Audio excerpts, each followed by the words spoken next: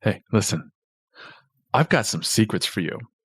How would you like the lowdown on what B2B influencers are really looking for when they work with brands? Wouldn't it be nice to know what might make an influencer truly excited to partner with you? All too often, brands approach influencers assuming that they only care about money or that the prestige of working with a brand will suffice. And while those things can be important, they're not the sum of what it means to be an influencer and partner with brands. What else is important? What are B2B influencers actually looking for? That's what we're uncovering in today's episode of Partnership Unpacked.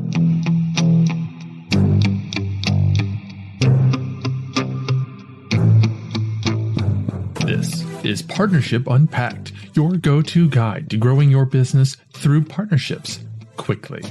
I'm your host, Mike Allton, and each episode unpacks the winning strategies and latest trends from influencer marketing to brand partnerships and ideas that you can apply to your own business to grow exponentially. And now, the rest of today's episode. Welcome back to Partnership Unpacked, where I selfishly use this time to pick the brains of experts at strategic partnerships, channel programs, affiliates, influencer marketing, and relationship building. Oh, and you get to learn too. Subscribe to learn how you can amplify your growth strategy with a solid takeaway every episode from partnership experts in the industry. I'm Mike Allton, and today we're going to turn the tables on you in the first of a series of episodes where I'm talking not to another brand or a partnership expert, but rather to someone who's actually in the trenches doing the work and might be the kind of person you want to target with your brand's partnership program. Look, it's one thing to take a course or read a book on influencer marketing. It's something else entirely to actually apply that framework to your own brand and the influencers you're trying to work with. Coming up with an approach for outreach and marketing campaigns that gets an influencer's attention and interest is a challenge. And listen, I get it. I've been on both sides of the equation and have seen some of the attempts other brands have made to get me to work with them. I bet any brand would love the 411 on what influencers really think about their pitches and campaign ideas. And that's exactly what our guest today, my great friend Goldie Chan, is going to talk to us about. Goldie's been working directly with B2B brands for years and is a global speaker, strategist, author, and advisor. She's known as the Oprah of LinkedIn by Huffington Post, and her video channel won LinkedIn Top Voice. And I knew her incredible experience working with brands and her tremendous business savvy would make her the perfect influencer's voice to bring to the show. Hey, Goldie, welcome to the show. Hi, Mike. I'm so excited to be here and to talk about something that I completely agree is often misunderstood. Thank you. This is going to be so much fun. And let's start by talking about you, because I'd like to know if there was a particular moment when you began to actually think about yourself as an influencer. I think that my journey as an influencer, and I've worked in both B2B and B2C as an influencer, that journey really started when brands started to approach me with what they thought would be a helpful thing to offer. So I think it's great, Mike, that you mentioned early on that it's not always money that motivates an influencer or ambassador to come work with your brand. Sometimes it's something really helpful for their career. One of the early brands that I work with, I'm not going to name names here, but you might be able to infer which brands I work with, was a pretty famous co-working space. And they offered me a global membership to use their space. And they were incredibly supportive of me hosting meetups in their various spaces around the globe. Now, for me, this was so useful when I was already traveling to do a ton of speaking all over. So now I had dedicated spaces that I could use with support staff all around the world where I could host my meetups. I could meet with clients on the go. And that was an incredibly useful thing to get as a B2B ambassador or influencer for that particular brand. That is so cool. I love that they were giving you something that you actually needed. I know you mentioned that was one of your first brands that you worked with. I'd love to know, and particularly if you're willing to share who was the very first brand that you worked with, and how did you actually get that gig? So that was probably the very first brand that I ever worked with, and I will shout out a brand that I have worked with a lot in the past, Adobe. So it was either the brand I just mentioned or it was Adobe. And one of the ways that Adobe reached out to me is they literally just found me based off my content on LinkedIn, and they reached out for their business ambassador program, their influencer side for their business enterprise cloud. And they said, hey, why don't you come to Adobe, our big Adobe conference, and check it out, learn some stuff, and be part of this program, and we can offer XYZ. So they really found me and reached out based off my content. So they were saying, okay, so you talk about branding and marketing, that works great within the sphere of our ambassador program because we have other folks who work in branding and marketing and own their own agencies too. Definitely want to underscore the point that you were creating content, and that's how you were discovered by that particular brand. They used that to gauge what you were talking about. They used that to determine brand fit, which is a topic I talk about quite a bit. And they saw that there was alignment between what you were talking about and who you were talking to, right? And who they wanted to reach. What was that experience like working with Adobe? So I have to say, Adobe is one of my favorite brands to work with, which I guess is a good thing to say if you work with them as an ambassador or an influencer. And one of the reasons why I love working with brands like Adobe is because they offer support and they try to offer, I guess, perks. They try to offer help in ways that are outside, once again, of just monetary compensation. So they'll make sure that, say, if I want to do more speaking, then I get to speak at one of their major conferences. Or if I have a small business that I want to promote. So I worked also with another part of Adobe promoting small businesses in Los Angeles that I think are great. And they were incredibly supportive of that. And so I think really listening to what your ambassadors or what your influencers want to promote can be a great way to offer an extra added benefit that once again is hopefully above and beyond simply paying an influencer. That is so cool because what you're talking about is a brand using their platform to help support the individual influencers, right? It's not about, oh, send me another Yeti cup with your logo on it. That doesn't get me excited. But if I, as an influencer, if I want to speak more. Well, Mike, I'll say the first Yeti cup I got was very exciting. Well, not a knock on Yeti cups, but that isn't the thing that you thought of when you thought about, what is it that I really enjoyed? What made me feel like I belonged to that brand? Right. Is that a good way of saying it? Absolutely. I feel like when you are also on the influencer side of things, and I will keep saying influencer / ambassador because I love using these two terms interchangeably. I think when you are on the influencer side, it's really nice when a brand actually knows, for example, if you create content, which you really should, what kind of content you create. And from that, they know a little bit about you and your career goals. And I think that that is so helpful. For example, do you talk exclusively to C-level executives? It would be helpful if a brand knew that and then they gave you access so you were able to talk to more people in that particular niche. I think having brands know what it is you like and want to accomplish in your career is so helpful. Couldn't agree more. Now, when you think about the campaigns that you've worked on with brands, over the years, Adobe and so many others, which one kind of stands out as one of your favorite campaigns? And what did that look like? What was that campaign?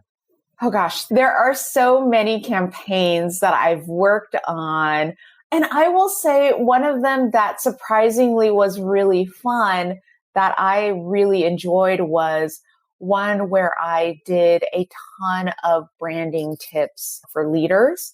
And instead of offering it in a traditional format, what I did was I used the site itself. So the site is a site where you can hire consultants and you can hire them for doing small tasks. And so I filtered my tips through literally hiring people off of this site and made some really odd and fun videos in a series for the brand. But what I love is that the brand let me do this. So they said, here's a budget for using the consultants on our site. And then obviously here's your fee. But the support they gave me was run wild, make what you want to make, and we'll put it out on our social channels. And I thought that that was really such a lovely way to support a creative influencer who wants to make content in their style, but also who wants to do something really different that maybe people haven't seen before using the site.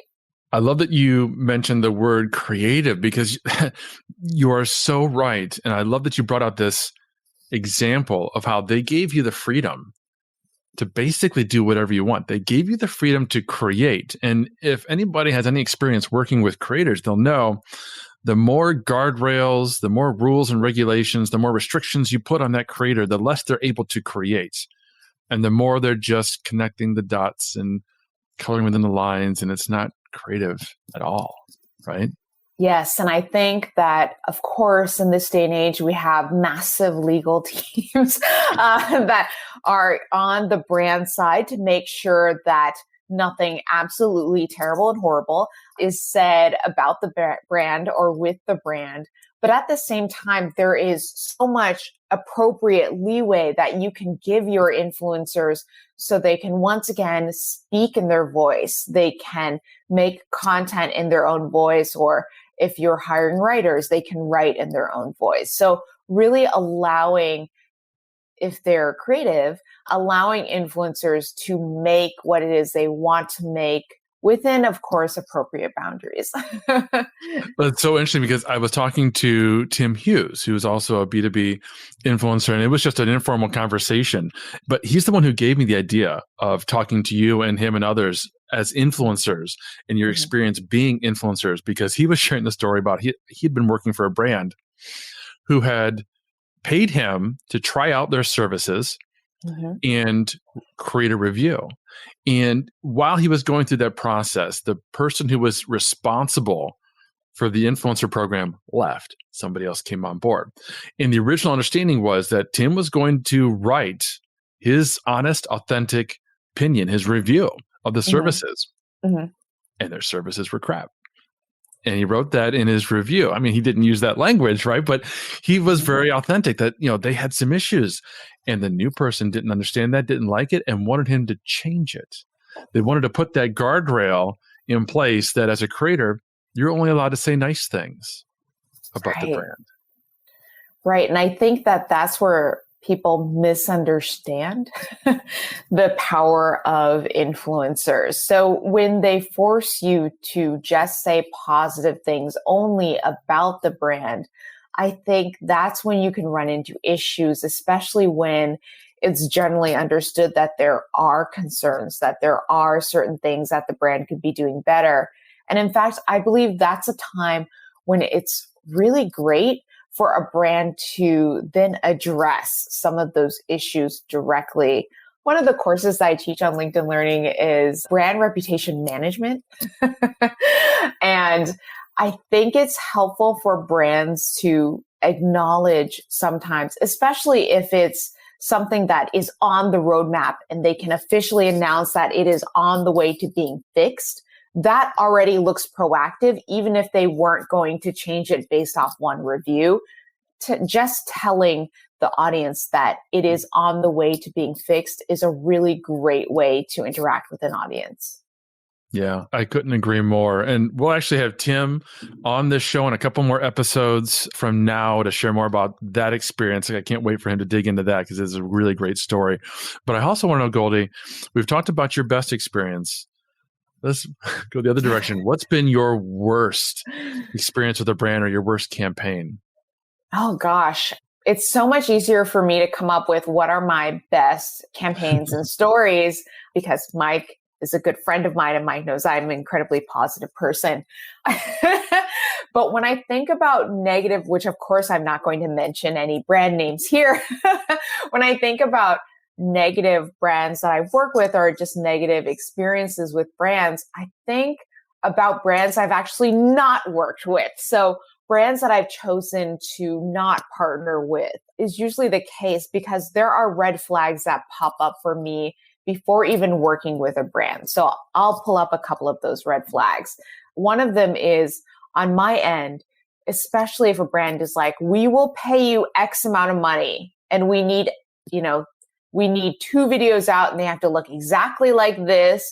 And, we need to do 3 to 12 edits or some insane number, right? 3 is not an insane number, but it will go on and on and on. And you know that because they say there's unlimited edits or they'll say something that feels like they don't quite know what they're doing. So when I talk to a brand that feels like they don't quite know what they're doing, I tend to step back from that because, and now I'll say an experience, I worked with one brand that I was so excited to work with. They had approached me. They seemed so great and on the ball, enthusiastic, but there were so many red flags coming into that experience.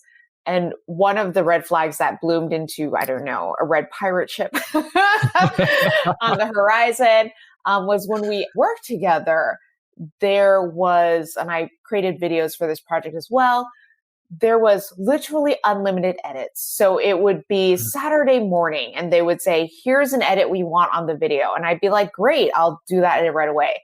And then it'd be Sunday afternoon and they say, here's an edit we want on the video. And I'm like, okay, well, I already did that other edit. Are there any other edits just so I can make sure I do all of them? They're like, no, we're done. And then Monday morning, they're like, so we sent it to a couple other teams, always a bad sign. They're like, here's a few more edits. And it just went back and forth. And I think we spent 2 weeks in edits, and 2 weeks doing edits is not a long time, but 2 weeks doing constant edits that my team was not prepared for, that I was not budgeting for, was not my most fun experience, especially when they would do things like, can this image be more like a red image? And they would be really granular, tiny notes like that. And once again, I have no problem with notes, but what would have been helpful in that case, working with me as someone actively creating the content, is to say, here's 35 notes. And we'd love you to address all 35 notes in one go. And to be honest, that would have been much easier for me to do than here's 3 notes at a time for a total of 35 notes. And I think that that's often where brands maybe get a little muddy, especially when they haven't worked with creative influencers before, because they'll go back and forth constantly. And once again, a few times back and forth is totally fine. But when it's over 10 times, that is something that makes an influencer like myself not want to work with a brand again, because it's just not worth my while. Yeah, I felt that like deep into my core. And it's totally okay you didn't name names, because what I was hoping, and you definitely helped me deliver, was some cautionary tale or tales for brands. So, obviously be upfront, be energetic, be enthused, be interested in the influencer when you're approaching them, make them want to work with you. And then when you start working with them, be very clear, this is how we're going to work together, and have some self-restraint on things like edits and those guardrails that we mentioned earlier. And then you mentioned notes, and I had this flashback to when I was dancing with my girls. We did a ballet performance in Q4 last year, and I was the one that the producer kept having to give notes to after each run through. Oh no! Mike. So the running joke was, "Hey, it's been 4 hours since Dr. Capellia had any kind of notes given to him," but that was okay because she did the right way. Right? We ran through the whole thing, and then she gave me all the notes. She went through and she gave them all at once, so that was fine. So moving forward, a little denting for the ego, but that's right. That's right. My girls snickered at me, and that was fine. So the brand has you're excited to work with them. How should they structure that program? How should brands be, building out their influencer marketing programs in a way that really works well in your experience? So I think there's two ways to handle this and two ways that I work that I've enjoyed. One is, and I'll say the one that I'm most familiar with, one is usually in a cohort. So in a group of other influencers or ambassadors, we maybe have similar deliverable goals. And there's something really nice about that because you know that there's, say, 5 other people who are working on a similar project, but obviously doing it through their own lens or doing it in a different way. And the deliverable all happens at the same time. So that's one way that I've certainly worked. And then the other way is one-on-one, just directly with the brand. We have a hopefully not very complex deal, but we have a somewhat more complex deal that's highly tailored to what it is that I do well and what it is that the brand needs. And oftentimes this makes more sense for the brand because they know exactly what they're getting for X amount of money. They know what the time frame is on that one influencer. And if it's a special campaign for, say, releasing over a holiday, then they know, okay, this one influencer is going to deliver us XYZ for that day and we'll have it.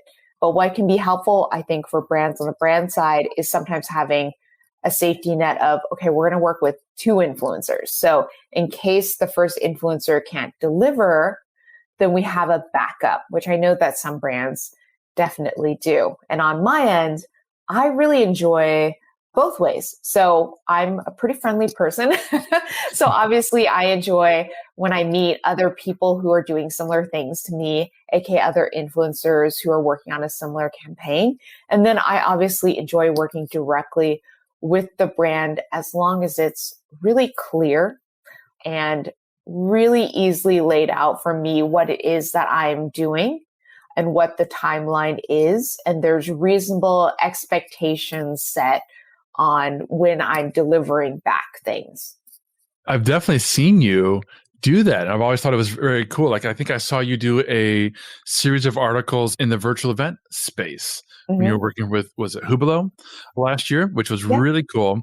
And I love when you mentioned the word cohort because I've taken a very similar approach when I'm working with ambassadors at Agorapulse, where we'll have a launch. Like we released TikTok support in 2022, right? So we had this big launch and we had a bunch of influencers lined up who were creating content. And I would say, Kenya Kelly, go create a TikTok video. Jamie Turner, who's talking to CEOs, go create, some vertical video for us. But when you use the word cohort, that triggered something a little bit different in my mind because cohort implies that there's more interactivity and engagement in between the influencers, which I've never done, right? I never got Kenya and Jamie together on a call to say, let's talk through together what you're each doing. And maybe there's some overlap. Maybe there's some cooperation and collaboration. So I love that you said that. That's really interesting. Thank you. Of course. And I will say this, completely unprompted, working with Agorapulse is wonderful. So if you ever have a chance to work with Agorapulse, for those listening to this podcast, please do it. Especially if you get to work with Mike. I am biased, of course. But I think that, yes, working in a cohort for B2B is really unusual. So I think that I've been lucky in that brands that I've worked with have done that. Certainly working in a group is more typical in the B2C format. But B2B, I think it's great because honestly, if you are a influencer in the B2B arena, either you're working in-house somewhere or you're running your own shop, you're running your own agency. So it is really helpful to meet other people who are also, let's throw this word out, influential, and to really facilitate those people meeting each other. And the best part about that is if you are a brand doing that, they will remember you fondly as the connector. They'll remember you as the friend at the party that took them out of the corner and introduced them to someone. Yeah, right. Having that impact is hugely important. You mentioned the difference between B2C and B2B Mm-hmm. and not using cohorts. And one of the differences I've noticed that you kind of brought up earlier was you were talking about how Adobe was supporting you in your support of local businesses. And I see a lot of B2C brands supporting their influencers and empowering them with their interests, their passion projects, and that sort of thing. I don't see it quite so often in the B2B space. What advice would you maybe have for some B2B brands on how they could better empower the influencers that they want to work with? Gosh, I think it is really helpful for B2B brands to have at least one sit down call, one Zoom, one virtual call with their influencers to hear about any goals. And it doesn't have to be goals for the next 5 years. I think none of us maybe at this point know what we're doing the next 5 years, but it is helpful to know, okay, what are your goals for the next couple of quarters and how can we support that? So maybe your influencer is looking for more clients in a certain space. Maybe that is something the brand can help support or nudge along. Or maybe the influencer has a nonprofit that they love working with and they love to do something partnering with that nonprofit or promoting that nonprofit. I think these are all ways that B2B companies can borrow from the best practices of B2C companies.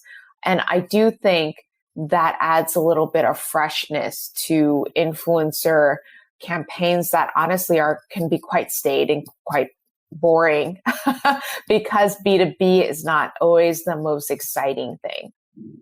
Yeah, and it shows that they care about you, shows that that they're they taking the care. time to Yes. listen, which we're going to come back to that in a second. But one of the questions I want to ask you real quick was, when you're working with these brands, how are you measuring success? How is the brand coming to the conclusion that they're actually seeing some ROI out of this activity? I think it depends on what you're creating and what are the goals. So obviously there's things like just brand awareness in general. So with brand awareness, helping people out in your network as the influencer know that that brand simply exists. And of course, we can measure brand awareness using social metrics, KPIs. And then there are things like conversion, which is of course always very sexy to brands, and knowing that that UTM link has been clicked on and knowing that they're getting new customers or new interest into the door. So those are two typical funnels that I work with brands to generate interest through. When I worked with the City of London as one of their entrepreneurship ambassadors, one of the things that we were really pulling attention to is one of my passions, which is focusing on female entrepreneurs. So I created a video series for them where I went around the City of London and I talked with all these really amazing women entrepreneurs who are creating change within the City of London, some of them who are also working internationally. And so that was a great example of a B2B case where they were supporting what I'm passionate about, but also in a way that clearly is helpful for brand awareness. That is so cool. And I love that you mentioned London. That's one of my favorite cities. And listen, folks, I hope you're paying attention because Goldie Chan is dropping some amazing nuggets here. This is the kind of show you should send to your CMO to help make your case for more influencer marketing. In fact, go ahead and do that now. I've got a message from my own CMO I'll play while we wait for you to come back. It's the Arc de Triomphe. Can you imagine if you're in charge, if you're the CMO of Marketing Paris? What are your main channels? Wow, there's the Arc de Triomphe. There's the Eiffel Tower. There's the Louvre. Those are your channels you're going to use to drive tourism dollars in. Okay, now, but you're not the CMO of Paris. In fact, you're the CMO of your company, product, service. So what are your main channels? Well, I'm going to guess there are things like pay-per-click, maybe trade shows, events, maybe content. Those are all pretty predictable, right? Let me ask you this question. Are you treating social media as a main channel? By the way, only 1.8% of you today measure social media and can prove an ROI in that investment. HubSpot and Gartner say social media is the #1 channel to invest in this year. Are you doing it? If not, I can tell you why. You're not doing it because you don't have the tools, you don't have the mentality, and that's okay. we've got you covered. You change the mentality, we'll give you the tool. Gorpulse tracks all the ROI for you. One place to manage all your social media activity, your number one channel. Change your success. Treat social media as a channel, one CMO to another. My name is Daryl. I'm with the Gorpulse. I'll talk to you soon.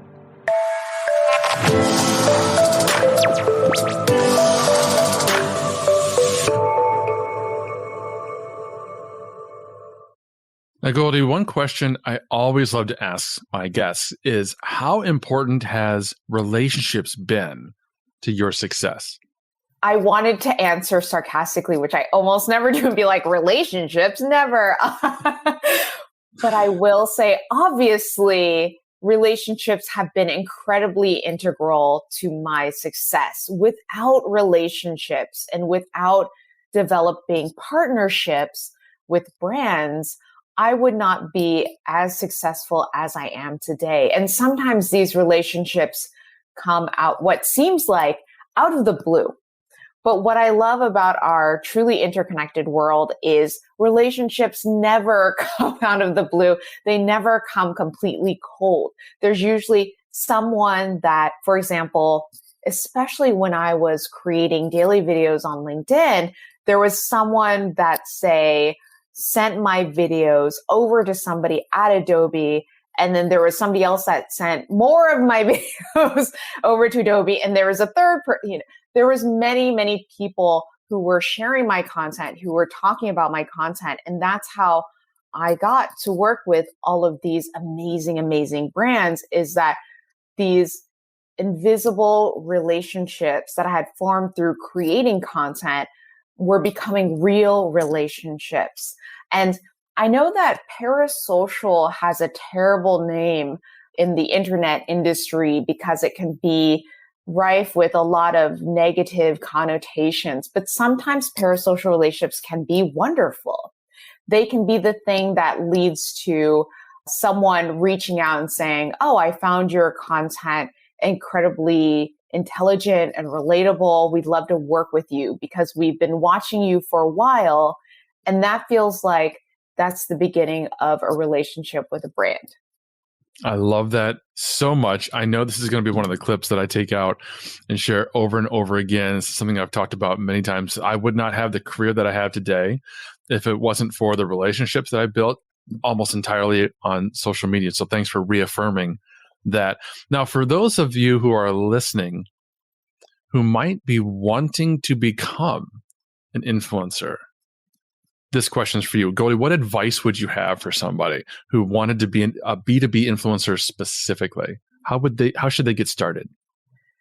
So I think in the beginning of this, we talked about content creation. And I think one of the easiest and lowest lift things you can do is start creating content around your niche specialty for B2B. So whether that's talking to C-level execs, or for me, generally branding and marketing in small to medium business and enterprise solutions, I think you need to understand, first of all, what is your narrow niche? So focusing in on a well understood, hopefully, niche within the B2B space, and then creating content around that. And that content can be in a variety of forms. So I myself write for Forbes, but I also create videos, and then occasionally I create graphics. But there are people who, for example, just do infographics.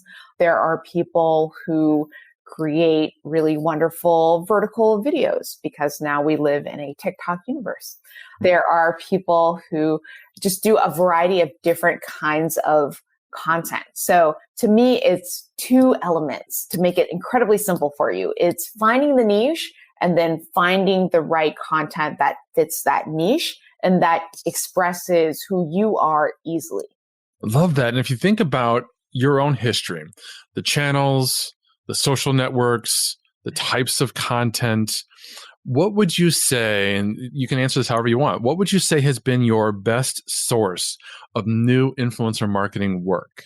Oh gosh, I think the best source of new influencer marketing work for me has really been off of 2 social media platforms. So the answer to that is social media for me. Because I am a creative influencer, I tend to create a ton of content. I tend to write a lot about subjects that interest me.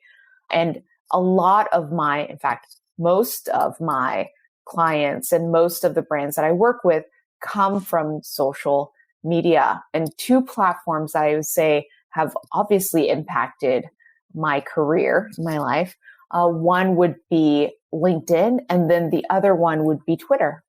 Yeah, that's so cool. I don't know how much we're hearing Twitter in a positive light these days. So I'm glad that you're able to bring that to the conversation from that perspective. I love Twitter. I'm on it every day. I'm not as active as others, but I do enjoy hopping on there. And it's definitely been a source of positive things for me. Goldie, you are amazing. This has been such an informative interview. Thank you. I can't tell you how much I appreciate you and love that we've been able to work together so often over the years, like you've mentioned. Can you tell folks where to connect with you and learn more? Absolutely. So you can find me tweeting nonstop until Twitter falls apart at Goldie Chan. You can also find me at LinkedIn. I'll look up my name, Goldie Chan.